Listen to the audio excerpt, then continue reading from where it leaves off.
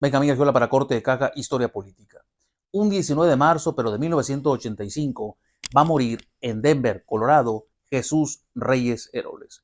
El hombre de Tuxpan, Veracruz, puede ser asimilado y asumido para su análisis político, como un miembro de un partido, como un funcionario público, como un diputado federal. Pero en esta ocasión hablaremos de Reyes Heroles desde la perspectiva del ingeniero político, porque gracias a él, durante el sexenio de José López Portillo, se va a llevar a cabo la gran reforma político-electoral del año de 1977, que va a permitir una nueva normalidad democrática en México.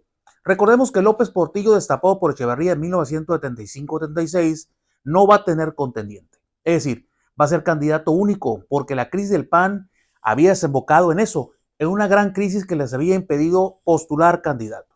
De las izquierdas, ni hablar, estaban proscritas la mayoría de ellas. La gran reforma política de Reyes Heroles que le propone el presidente López Portillo y ambos estudiosos del Estado y de la teoría política, era abrir al sistema político en una gran reforma político-electoral que permitiera la competencia, pero sobre todo la representatividad.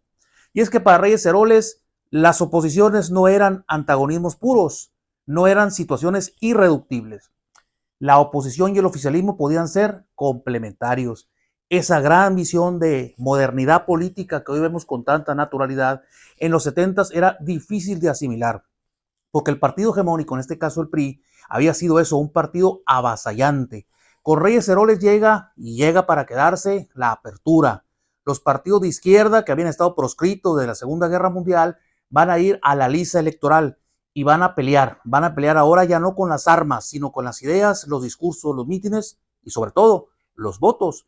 De igual manera van a normalizarse y legalizarse los partidos de extrema derecha que habían perdido incluso su registro desde aquella aventura del sinarquismo en los 40s en México, cuando de la mano de su caudillo Abascal, durante el gobierno del presidente Ávila Camacho, van a tratar de impactar fundando colonias en el norte, sobre todo una muy importante, María Auxiliadora en la Baja California Sur, pero sobre todo sembrando la recuperación de una extrema derecha que el PAN no había aglutinado y que les permitía, incluso para sus críticos, ser una especie de fascismo mexicano.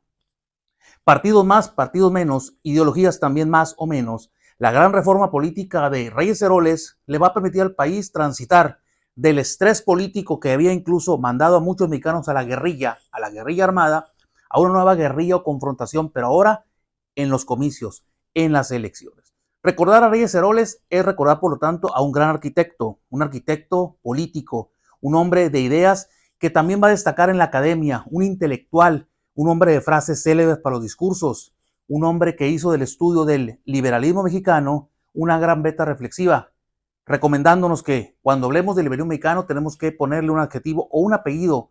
El liberalismo mexicano es un liberalismo mexicano social. Ese hombre le va a dar a la historiografía mexicana la gran aportación del liberalismo como una beta ideológica que va a legitimar como nunca nadie más lo hizo, como Reyes Heroles, el discurso legitimador y hegemónico y de poder de la revolución hecha Estado y que duró hasta la salida del PRI el año 2000, entregándole a la oposición al PAN, en este caso, el poder nacional.